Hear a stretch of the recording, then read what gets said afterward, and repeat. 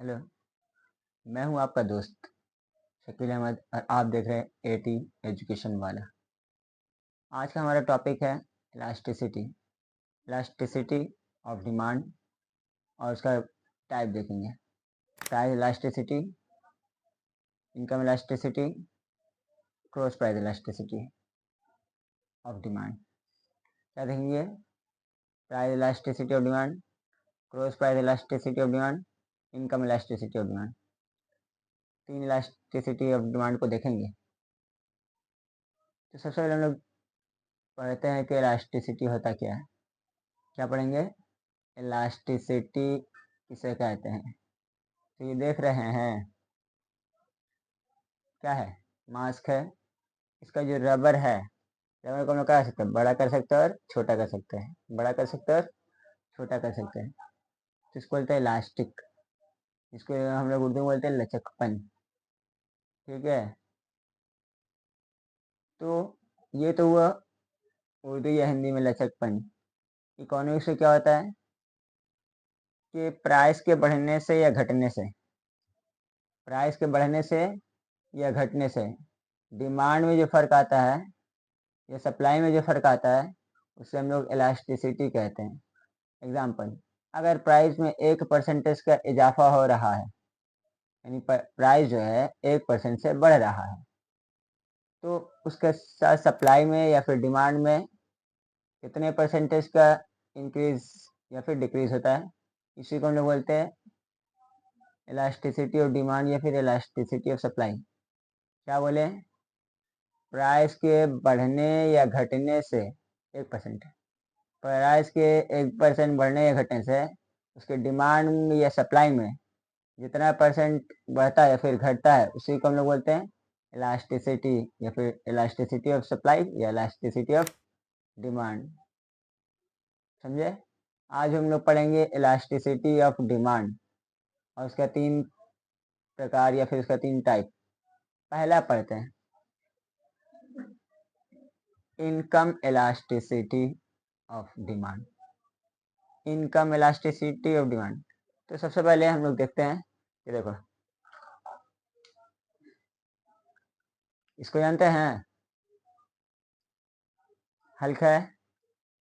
इसको तो बच्चा बच्चा तो पूछेंगे तो बता देगा। क्या है ये? मनी। ये कौन था? हल्क। और ये मनी। मान लो ये जो है इसका इनकम है। ठीक है, क्या था? ये जो है इसका इनकम है। पहले जो है इसका जो इनकम इतना था, बस। इसका इनकम कितना था? इतना था। इसमें जो है इसका इनकम में 1% का इजाफा हुआ। कितना परसेंटेज का? 1% का इजाफा हुआ। तो इसका डिमांड में जितना परसेंटेज का, इसका डिमांड में जितना परसेंटेज का इजाफा होगा या फिर कमी होगी, इसी को बोलेंगे इनकम इलास्टिसिटी ऑफ डिमांड। क्यों? क्योंकि इसका इनकम की वजह से इसका डिमांड में जो फर्क आया है, इनकम की वजह से इसका डिमांड में फर्क आया है, इसी को क्या बोलेंगे? Income elasticity of demand. समझे? इनकम इलास्टिसिटी ऑफ डिमांड क्या था? किसी भी इंडिविजुअल के इनकम में 1% का इजाफा या कमी से उसके डिमांड में जितना परसेंटेज का इजाफा या कमी होता है उसी को बोलते हैं इनकम इलास्टिसिटी ऑफ डिमांड। समझे? अब हम लोग और 2 चीज बचा। एक हुआ on price elasticity of demand और दूसरा cross price elasticity of demand. चलो इसको भी निपटा लेते हैं। अब पढ़ते हैं cross price elasticity of demand. Cross price elasticity of demand.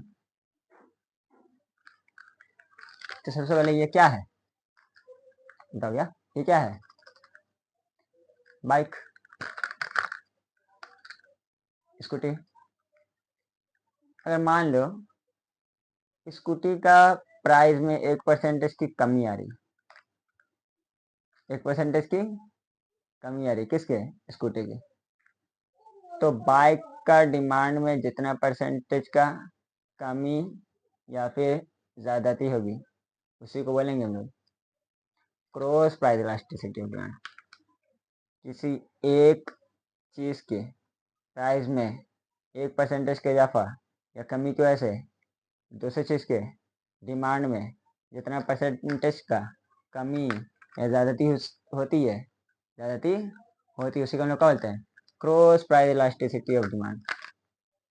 इसका प्राइस बढ़ा या घटा 1%, तो इसका डिमांड में जो फर्क आया उसको बोलेंगे cross price elasticity of demand.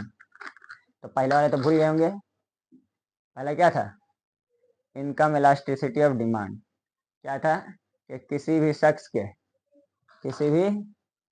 के इनकम में 1% का इजाफा या कमी से उसके डिमांड में जितना परसेंटेज का इजाफा या कमी होती थी उसको हम बोलते थे इनकम इलास्टिसिटी ऑफ डिमांड।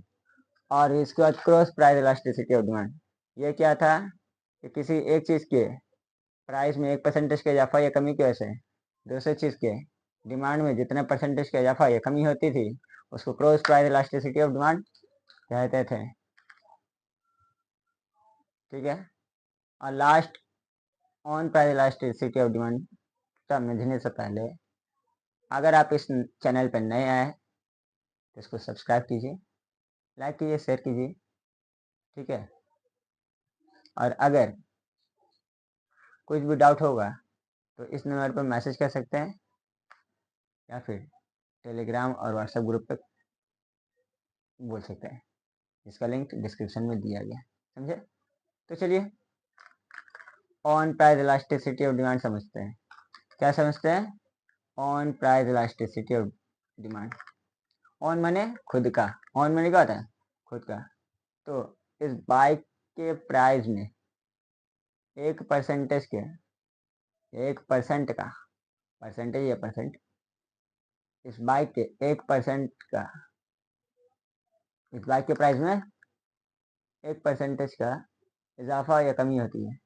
इस बाइक के प्राइस में 1% का इजाफा या कमी होती है, तो इसके डिमांड में जितना परसेंटेज का कमी या ज़्यादती होगी उसे बोलेंगे on price elasticity of demand. एक बार फिर से, इस चीज़ के प्राइस में 1% का इजाफा या कमी आती है, तो इसी चीज़ के डिमांड में जितना परसेंटेज का इजाफा या कमी आती है उसे हम लोग बोलते हैं on price elasticity of demand.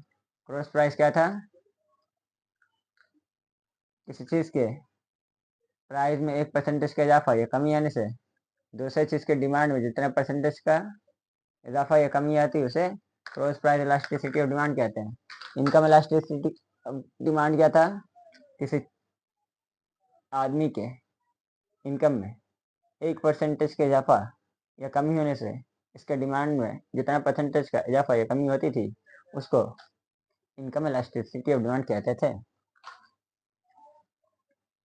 ठीक है। आज के लिए इतना ही है, मिलता है अगले वीडियो में। तब तक के लिए धन्यवाद। जय हिंद।